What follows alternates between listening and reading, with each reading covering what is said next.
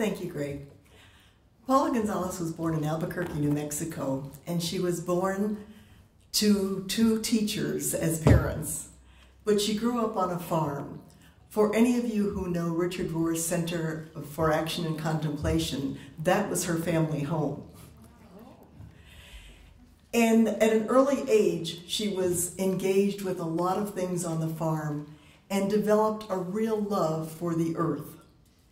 She was awarded a scholarship to the College of Mount St. Joseph, now the University of Mount St. Joseph, and studied biology and physiology as her majors, ultimately getting a doctorate.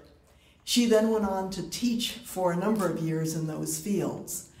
But in 1969, when she first saw the vision of the Earth from outer space, the pictures that the astronauts sent back, it changed her whole life. She said, in that moment, I realized how everything is connected. And I could no longer afford to isolate what I was doing. I had to begin to make those connections. And thus began her many years of public speaking on this issue. She challenged us as a congregation. She prodded us, she pushed us, she pulled us. And for a lot of years, we didn't pay a lot of attention. She was definitely way ahead of her time. She took an old chicken coop on her mother house property and she turned it into a solar heated apartment. Then she took a 4-car garage on some of our property and turned it into Earth Connection, which is where I currently am program director. And in doing that, she wanted to present models to people of what was possible. The wonderful thing is that before her death, she saw so much of what she had worked so hard for coming to fruition, both in our own congregation, but also the multiple people throughout the world who were beginning to recognize the interconnectedness of everything.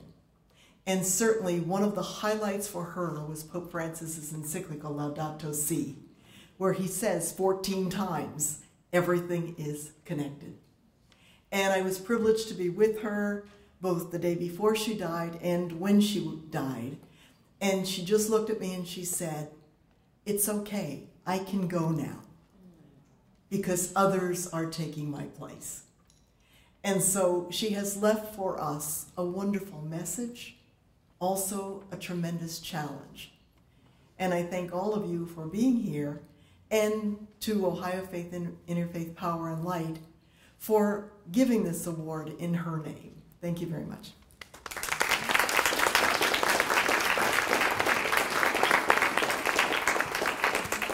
And so we've been probably bad about keeping any kind of secret about this. When the board talked about this, it's fairly early on we had to say, Sara, we got this one covered. We're not going to copy you on the rest of these messages. And the slide has already tipped us off. And I heard also that somebody sent her an email and said, congratulations!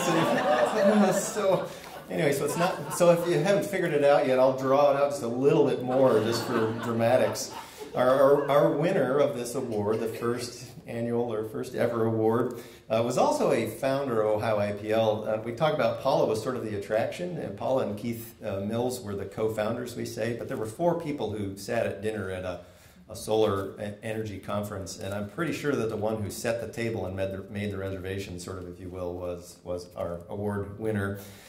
This is also someone who served as the State Energy Office Chief for the state of Ohio for 15 years. This is someone who is the chair of the Southern Ohio Synod of the Evangelical Lutheran Church of America's Earthkeeping Task Force. This is someone who's also been a Green Faith Fellow. She's a spiritual advisor at Trinity Lutheran Seminary. She, in her role as the chief of the Energy Office for the state of Ohio, started the state's low-income weatherization program, and that was something that was very important to her and was one of the early things that she really championed. And there's a really long list of the national boards around energy and figuring out how this kind of thing works at local levels, at regional levels, and at national levels that Sara seems to, seems to get invited to be either chair or secretary or board member as advisors to people at the very highest levels, and yet she also works right in the middle of our communities. I think we've all been inspired by, yes, Sara Ward, our director of OhIPL. She said to me last week, and this actually kind of just touched me. She said, as we were doing some final preparations for the summit, she said, you know what, I have the feeling that Paula's presence is just smiling on us. She's up there just so happy that this is happening. And she also said, we're not sure who's going to show up to this summit. But Sara said she believed that the right people were going to be here, who need to be here for this conversation. And I just walked out of that meeting with a smile, thinking, well, she probably knows she's getting this, but it couldn't be any more appropriate. So indeed, in no small part because of Sara's dedicated work, we are all here together, the right people here together, having a very important conversation that will continue. So it is my pleasure to ask CJ to present the first ever Sister Paula Gonzalez Earthkeeping Award to OhIPL's director, Sara Ward.